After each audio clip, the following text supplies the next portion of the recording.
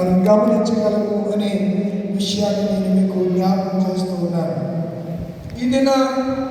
ఈ పాఠాలని మనము పరిశీలన చేసినప్పుడు అద్భుతమైనటువంటి సంగతులు మనము చూడగలుగుతూ ఉంటాము. మొన్న ఆదివారం దినాలు కూడా ఇర్మియా గ్రంథాన్ని మనము ధ్యానం చేశాము. ఇర్మియా అనగా యెహోవా నియమించిన వాడు అని అర్థము అనే సంగతిని నేను మీకు జ్ఞాపకం చేస్తున్నాను. ఈరోజు మూల పాఠం కూడా ఇర్మియా గ్రంథము 15వ అధ్యాయం 19వ వచనాన్ని చదువుకుందాం. ఇర్మియా గ్రంథము 15వ అధ్యాయము 19వ వచనాన్ని చదువుకుందాం. కాబట్టి యెహోవా, నీవు నా తట్టు తిరిగిన ఎడల, ఎవరి తట్టు తిరిగితే ఎవరి సన్నిధిలో నిల్చుంటే భాగ్యం ఇస్తాడంట. నీవు నా తట్టు తిరిగిన ఎడల, నీవు నా సన్నిధి నిలిచినట్లు నిన్ను మరలా తిరిగి రప్పించును. ఏమి నీచములో ఏమి ఘనములో నీవు గుర్తుపట్టిన ఎడల ఎలా ఉంటా? నీవు నా నోటు వలె ఏం పట్టారంట? గుర్తుపట్టాలి. వేటిని? ఏవి నీచమైనవో, ఏవి మంచివో, ఏవి ఘనమైనవో గుర్తుపట్టాలి. గుర్తుపడితే నా సన్నిధికి నిలుచు భాగ్యము నేను మీకు ఇత్తును. మన మోషే చెప్పిన మాట మీకు జ్ఞాపకం చేశాను. 33:14-15లో నీ సన్నిధి మాతో మర్చిపోయారా? మర్చిపోతా కానీ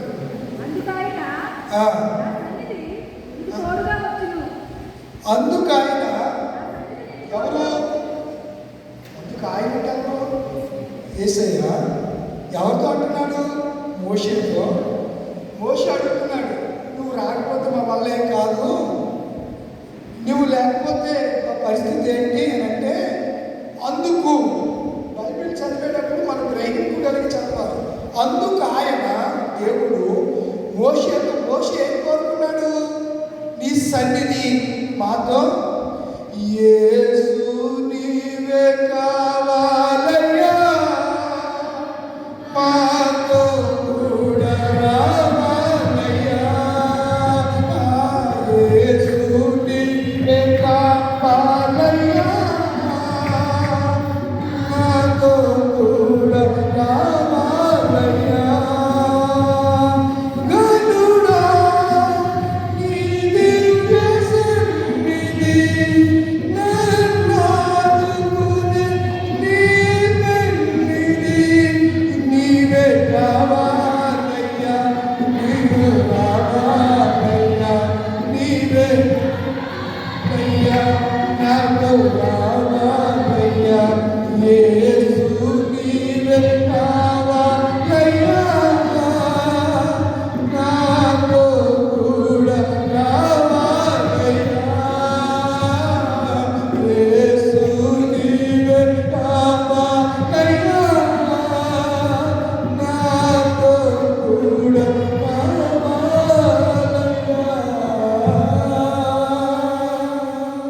మోషే అంటున్నాడు, నువ్వు నాతో రాకపోతే, మీరు మాతో రాకపోతే, నీ సన్నిధి మాతో ఉండకపోతే మేము ఇక్కడి నుంచి వెళ్ళం.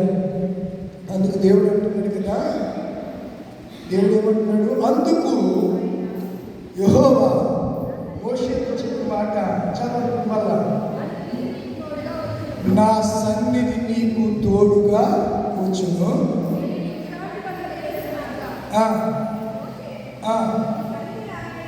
అప్పుడు మోషే ఏమంటున్నాడు? నాకు కావాల్సిందే ప్రభువా నీ సన్నిధి. నీ సన్నిధి రాని ఎడల, నీవు మాతో రాని ఎడల, ఎక్కడి నుంచి మేము ఒక ఇంచు కూడా ముందుకి కదలం. మేము తోడుకెళ్ళకు. నువ్వు లేకుండా మేమెందుకు? నువ్వు లేకుండా మేము ఎక్కడికి పోగలం? మేము లేకోకుండా మేము ఎక్కడికి నడవగలం అని మోషే దేవుడితో అంటే, దేవుడు చెప్పాడు కదా, లేదు లేదు నేను నీతో వస్తాను. వస్తాను, నేను నీతో వస్తాను. ఆయన మనతో వచ్చే దేవుడు. ఆయన మాట చెప్పాడు, యుగ సమాప్తి వరకు సదాకాలం నేను మీకు తోడుగా ఉంటాను, మీతో ఉంటాను, మిమ్మల్ని విడువను ఎడబాయను. దేవుడిచ్చిన అభయం, దేవుడిచ్చినటువంటి వాగ్దానం, దేవుడు మనతో ఉంటాను అని ఆయన చెబుతూ ఉన్నాడు. ఇప్పుడు ఇర్మియా అంటే యెహోవా నియమించినవాడు. అంటే దేవుడు నియమించిన వాడికి ఎవరు తోడుగా ఉండాలి చెప్పండిరా? దేవుడు తోడుగా ఉండాలి. ఇప్పుడు దేవుడు ఏర్పరచుకున్న వారికి దేవుడు ఎలా ఉండాలి? తోడుగా ఉండాలి. దేవుడు ఏర్పాటులో లేని వారికి కొన్ని ఏర్పాట్లు ఉంటాయి, కానీ దేవుడు ఏర్పాటు చేసుకున్న వారికి దేవుడే తోడు. ఆయనే అండ, ఆయనే కొండ, ఆయనే కోట, ఆయనే ఆశ్రయ దుర్గము అయి ఉన్నటువంటి దేవుడు మన దేవుడు. ఆయన సన్నిధి మనతో ఉన్నది, ఆయన సన్నిధి మనతో ఉన్నది, ఆయన మన సన్నిధి, ఆయన సన్నిధి మనతో ఉంచుతాను అని ఆయన చెప్పాడు అనే సంగతిని గత ఆదివారం నేను మీకు జ్ఞాపకం చేశాను. ఈరోజు అంటున్నాడు కదా, సన్నిధిలో ఉన్న వాళ్ళు కొన్ని గుర్తుపట్టాలంట. ఈరోజు దేవుడి పిల్లలెవరో, దేవుడిని అంటే రక్షింపబడిన వారెవరో, రక్షణ పొందని వారెవరో కూడా తెలియట్లేదు. ఏళ్ళు అలాగే ఉంటున్నారు, వాళ్ళు అలాగే ఉంటున్నారు. ఏమి వ్యత్యాసం కనబడట్లేదు. ఈ దేవుడు నమ్ముకున్న వాళ్ళు కూతురు తిడుతున్నారు, దేవుడు నమ్ముకున్న వాళ్ళు కూతురు తిడుతున్నారు. దేవుడిని నమ్ముకున్న వారు సరస్వతులైనను, పోగిరి మాటలైనను, బూతులైనను ఇలాంటి వారి నోట మాట్లాడకూడదని పేదలు గారు చెప్పారు కదా. మరి దేవుడు నమ్ముకున్న వాళ్ళు కూడా ఈరోజు చాలా దౌర్భాగ్యంగా మాట్లాడుతున్నటువంటి మాటలు మనం వింటూ ఉన్నాం. అందుచేతనే దేవుని నామము దూషించబడుతుంది. మనం చూస్తే మనం క్రైస్తవులమో అన్యులమో కూడా మనకి అర్థం కావట్లేదు చూసిన జనాలకి. ఆనాడు ఇశ్రాయేలు ప్రజలను చూసినటువంటి చుట్టుపక్కల అన్యులకి వీళ్ళకు దేవుడు తోడై ఉన్నాడు అని వాళ్ళు గ్రహించారు. కనానీయులు, యెబూసీయులు, అమోరీయులు, మోయాబీయులు, హిత్తీయులు, ఆ గిల్గాలీయులు వీళ్ళందరూ కూడా దేవుడు వారికి తోడై ఉన్నాడు, ఇశ్రాయేలు పక్షంగా దేవుడు తోడై ఉన్నాడు అని వారు గ్రహించారు. చివరికి ఐగుప్తులో ఉన్నటువంటి ఫరో కూడా తెలిసింది, దేవుడు వారి దేవుడు గొప్పవాడు, వారి దేవుడు అద్భుతాలు చేసేవాడు. మరి అలాంటి దేవుడి సన్నిధిలో ఉంటున్నప్పుడు మంచి అదో చెడు మనం గ్రహించాలా వద్దా? చెప్పండి, గ్రహించాలా వద్దా? మంచి చెడును బేరీజు వేసుకోవాలి, మంచి చెడు యొక్క వ్యత్యాసం తెలుసుకోవాలి. ఈరోజు సువార్త పాఠంలో ఆయన అంటాడు, వారి ఫలం వలన మీరు వారిని తెలుసుకుంటారు. ఈ దినాల్లో ఉల్ఫ్ అంటే ఇంగ్లీష్లో ఉల్ఫ్ అంటే ఏంటి? మనిషి. ఉల్ఫ్ అంటే ఏంటి? ఇంగ్లీష్లో ఉల్ఫ్ అంటే తోడేది. ఫాక్స్ అంటే నక్క, ఉల్ఫ్ అంటే తోడేది. ఏంటి అని చూస్తున్నావు తెలీదా? మరి కనీసం ఇంగ్లీష్ అంటే నేర్చుకోండి, చిన్న చిన్న పదాలు. ఉల్ఫ్ అంటే తోడేలు, ఫాక్స్ అంటే నక్క. ఇది కూడా కుక్క జాతికి చెందిందే. ఇది కూడా హైనా అనే జంతువు ఉంటుంది. హైనాలు అంటారంటే గుంపులు గుంపులుగా ఎంతటి బలమైనటువంటి జంతువునైనా భయపెట్టగలిగినటువంటి సత్తా కలిగినటువంటి గుంపు ఉంటుంది. వాటిని హైనాలు అంటారు. ఏమంటారు? హైనాలు అంటారు. ఈ మాట నేను ఎందుకు చెప్తున్నానంటే, సన్నిధిలో ఉండేవాళ్ళు ఏమి తెలివిగలవో, ఏమి రమ్యమైనవో, ఏమి ఖ్యాతి గలవో, ఏమి ఘనమైనవో తెలుసుకోవాలి. అదే పౌలు గారు కూడా ఈరోజు ఆయన చెప్తున్నాడు. ఆ మాట కూడా చదువుతామా? అపోస్తల కార్యగ్రంథము 20వ అధ్యాయము, అపోస్తల కార్యగ్రంథం 20 అధ్యాయము. బైబిల్లో అన్యుడైనటువంటి ఒక వ్యక్తి రాసిన 2 పుస్తకాలు ఉన్నాయి. చెప్పండి,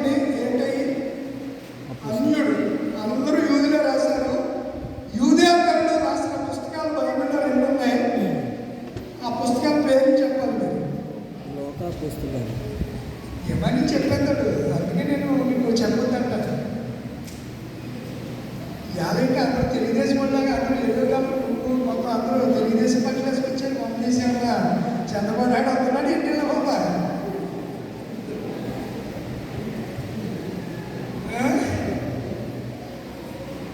జేబు జేబు చంద్రన్న జేబుని మాట్లాడండి నోటీసు. చూడండి అపోస్తలుల కార్యగ్రంథం 20వ అధ్యాయం 28వ వచనం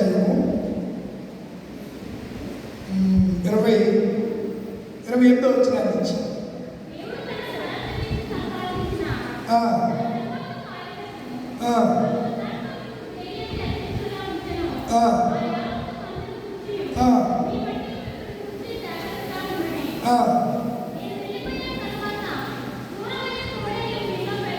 ఎవరు వెళ్ళిపోతున్నారు? ఎవరు వెళ్ళిపోతున్నారంట? ఎవరు వెళ్ళిపోతున్నారు? దేవుడా? పౌలు గారు అంటున్నారు నేను వెళ్ళిపోయిన తర్వాత పౌలు గారు ఇప్పుడు రండి 15వ వచనానికి. అతడు మిలేతు నుండి ఎఫెసునకు వర్తమానము పంపి ఎవరు పిలిపించాడు?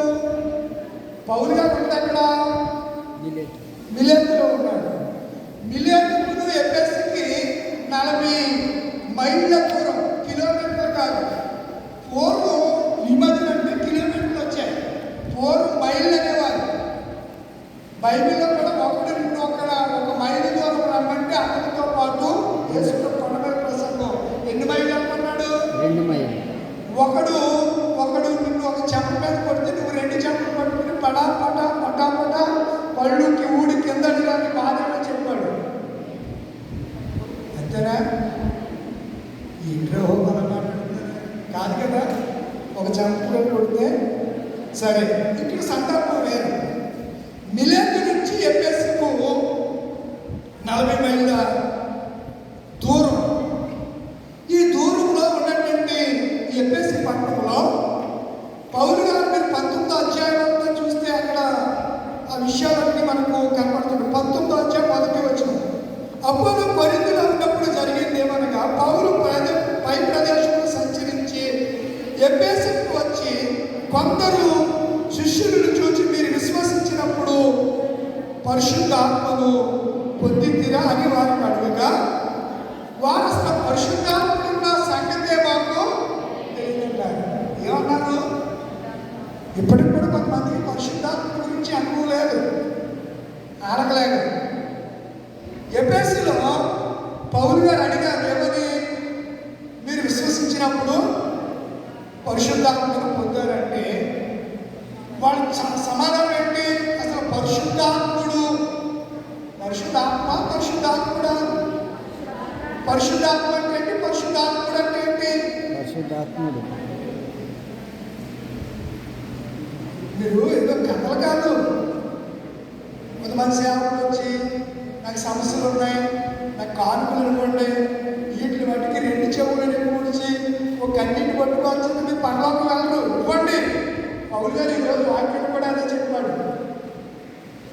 పుచ్చుకున్నటి కంటే మనిషి అనుగుణ చదువు పుచ్చుకున్నటి కంటే ఇచ్చుట ధన్యమా కాదా?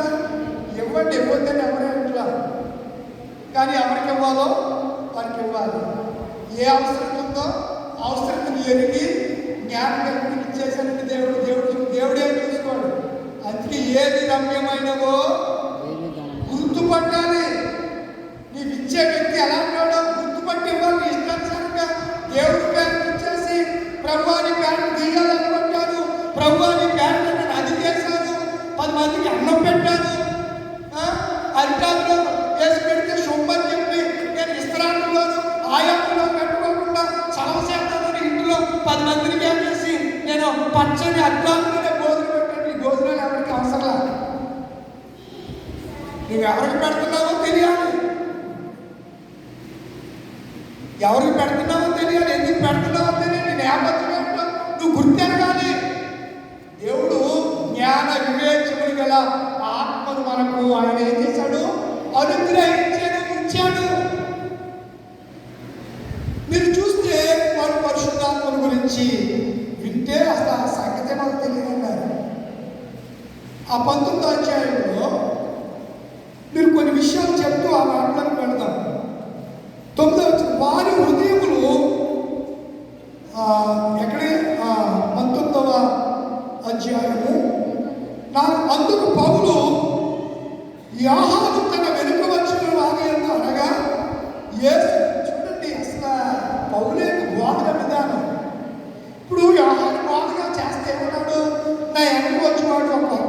చెప్పులు వాడుకోవడానికి విప్పడానికి పాత్రగా ఆయన మీకు పరిశుద్ధాత్మతోను అగ్నితోను మీకు బాప్తిస్మము చెప్పడం లేదా? ఎక్కడ ఉంటుంది? మత్తయి సువార్త 3వ అధ్యాయంలోను, లూకా సువార్త 4వ అధ్యాయంలోను, మార్కు సువార్త 2వ అధ్యాయంలోను ఈ విషయాలన్నీ యోహాను యేసు గురించి చెప్పిన సంగతులన్నీ ఉంటాయని పౌలు గారు అంటున్నాడు. అందుకు పౌలు యోహాను తన వెనుక వచ్చిన వారి ఏందో అనగా యేసుని విశ్వాసించాలని ప్రజలతో చెప్పుచు మారు మనసు విషయమై బాప్తిస్మం ఇచ్చానని చెప్పాను. వారు ఆ మాటలు విని ప్రభువైన యేసు నామమున బాప్తిస్మము పొందిరి. తరువాత పౌలు వారి మీద చేతులుంచగా పరిశుద్ధాత్మ వారి మీదకి వచ్చిన. అప్పుడు వారు భాషలతో మాట్లాడుటకును ప్రవచించుటకును మొదలు పెట్టిరి. కొంతమంది మార్మల్స్ పొందకుండానే బాప్తిస్మం తీసుకుంటున్నారు. శిక్ష దేవుడు ఒక పార్శ్వంలోనే చూస్తున్నాం, మనం రెండో పార్శ్వంలో చూస్తే మనం తట్టుకోలేము. ప్రేమగా పెట్టుకోడు కదా. రెండో పార్శ్వంలో ఆయన చూస్తే గుండె గమేలు ఉంటుంది, మామూలుగా ఉంటుంది. ఇక్కడ పౌలు గారు చెప్తున్నాడు, బాప్తిస్మము దేని బట్టి పొందాలి? మారు మనసు బట్టి పొందాలి. మారు మనసు లేకుండా పెళ్లి బాప్తిసాలు, ఆ బాప్తిసాలు ఇవి పొందకూడదు.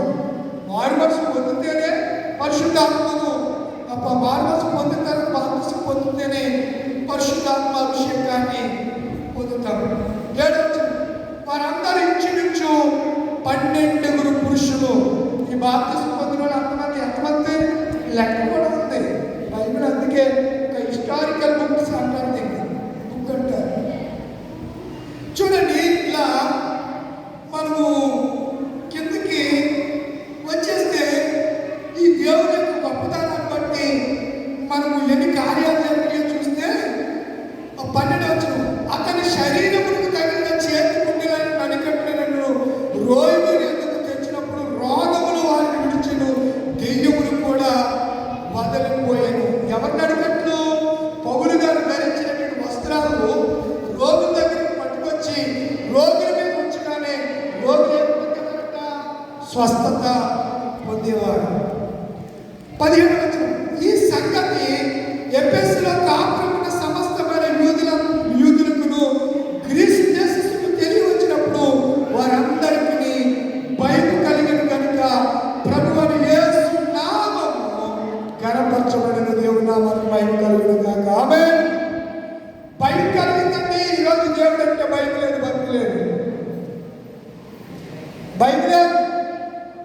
భయం కూడా అంటే బజార్లో గుండెట్టిందంట. అస్సలు దేవుడు అంటే భయం లేదు. దేవుడు ఏమంటున్నాడు? యెహోవా యందు భయభక్తులు కలిగి ఉంటే నేను మిమ్మల్ని దీవిస్తాను, ఆశీర్వదిస్తాను. సరే, కిందకు వచ్చేద్దాం. ఇలా అక్కడ కార్యాలు ఎఫెసులో జరిగాయి. ఎఫెసులో అర్తెమీదేవిని దేవత పూజారి ఉన్నాడు.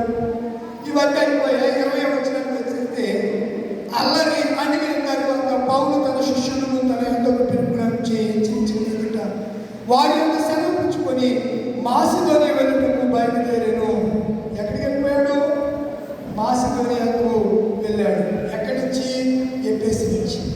ఆ తదుపరి 17వ వచనం ఎఫెసు నుంచి 13వ వచనం చదివితే ఇంకా బాగా క్లియర్గా అర్థమవుతుంది. మేము ముందుగా వాడేకి ఆసులో పౌలును ఎక్కించుకుని వల్ల అక్కడికి వెళ్ళితే తాను కాలినడకన వెళ్ళవలన అతడు ఆ ప్రకారముగా మాకు నియమించాడు. ఆసులో అతడు మాతో కలుసుకొని అప్పుడు మేము అతన్ని ఎక్కించి మిలేతులకు వచ్చింది. అచ్చటి నుండి వెళ్ళి మరునాడు కియోసులకు ఎదురుగా మరునాడు సుమోసులకు చేరి ఆ మరునాడు మిలేతుకు వచ్చింది. సాధ్యమైతే పెంతెకోస్తు దినమున యెరూషలేములో ఉన్నవారిని పౌలు త్వరపడుచుండెను కనుక అతడు ఆసియాలో కలహకాలం చేయకుండా ఎఫెసును దాటిపోవాలని నిశ్చయించుకొని ఉండేను. అక్కడ పులి స్టాప్ ఉంది. అంతకుముందు 3.5 సంవత్సరాలు ఎఫెసులో సువార్త ప్రకటించాడు. ఇప్పుడు మిలేతు నుండి డైరెక్ట్గా పెంతెకోస్తు అనగా 50వ రోజుకు ఆయన ఎక్కడికి వెళ్ళిపోవాలంటే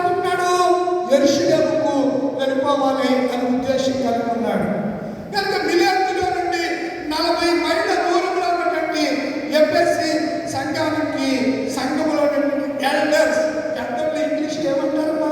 ఎల్డర్స్. చెప్పండి, పెద్దలు ఇంగ్లీష్ ఏమంటారు? ఎల్డర్స్. ఎల్డర్స్ అంటారు. కనుక ఎవరు పిలిపించాడు? చెప్పాలి ఎవరు పిలిపించాడు? పెద్దలను పిలిపించాడు. ఎల్డర్స్ అనగా దేవుని మందను కాచి ఆత్మీయ మార్గములో నడిపించడానికి పరిశుద్ధాత్మ చేత నియమింపబడిన నాయకులు. వీరు సంఘములో వాక్యాన్ని బోధించడం, క్రీస్తు మార్గములు అందరికీ మాదిరిగా ఉండటం మరియు విశ్వాసుల ఆత్మలను కాపాడడం వంటి బాధ్యతలను నిర్వహిస్తారు. ఇది ఎల్డర్, సంఘ పెద్దల బాధ్యత. ఆలోచించుకోండి, సంఘ పెద్దలుగా ఉన్న సంఘ నాయకులారా, మీరు ఏం చేస్తున్నారు? ఏ పని కొరకు దేవుడు మిమ్మల్ని నియమించాడని వాక్యం చెబుతుందో ఒకసారి గ్రహించండి. ముఖ్యమైన పేర్లు మరియు సంఘ పెద్దల అర్థాలు. పెద్ద అంటే ఎల్డర్, ఆత్మీయ అనుభవం సంఘాన్ని నడిపించే వ్యక్తిని పెద్ద అని పిలవాలంటారు. రెండవది, పెద్దని మరొక మాటలో పిలుస్తారు అధ్యక్షుడు. మీరు పాస్టర్ గారిని అధ్యక్షుడు అంటారు. మీరు ఆమె చెప్పడం మీకు తెలియదు. అధ్యక్షుడు అంటే సంఘ పెద్ద గారి అధ్యక్షుడు. రెండవది అధ్యక్షుడు. సంఘ అధ్యక్షుడి పని ఏంటంటే, ఒకటి పెద్ద, రెండవ పాయింట్ అధ్యక్షుడు సంఘ క్షేమాన్ని పరిరక్షించే నాయకుడు. మూడవది, సంఘ పెద్దని ఎవరిని కాపరి అని అంటారు. షెపర్డ్ వాక్యమనే ఆహారంతో మందను పోషించి అబద్ధ బోధన నుంచి రక్షించేవాడు అని బైబిల్ గ్రంథంలో వ్రాయబడి ఉంది. కనుక బైబిల్లో పెద్దకు ఉండవలసిన అర్హతలు ఉన్నాయి. తిమోతికి రాసిన మొదటి పత్రిక 3వ అధ్యాయము 1 నుంచి 7వ వచనం వరకు, తీతుకు రాసినటువంటి పత్రిక మొదటి అధ్యాయము 5 నుంచి 9 వచనాలు మాటలు కనబడతాయి. ముందుగా అపోస్తలుడైన పౌలు తిమోతికి రాసిన మొదటి పత్రిక 3వ అధ్యాయము 1 నుంచి 7 వచనాలు. ఏంటంటే, ఎవరైనా సంఘ పెద్దగా ఉండాలని ఆశపడిన ఎడల, అమ్మా అందరూ ఎట్టున్నారా? డబ్బులు ఈరోజు మన సబ్జెక్ట్ అది. ఎవడైనా సంఘ పెద్దగా ఉండవాలని ఆశించిన ఎడల అట్టివాడు ఏంటమ్మా? దొడ్డ పని. నువ్వు ఎవరిని పెడతావు కదా? ఎవరిని వచ్చాడా? ఏడండి ఏమంటా? దొడ్డ పెట్టి మంచోడని. దొడ్డ పని అంటే మంచి పని. మరి దొడ్డోడు ఉన్నారా?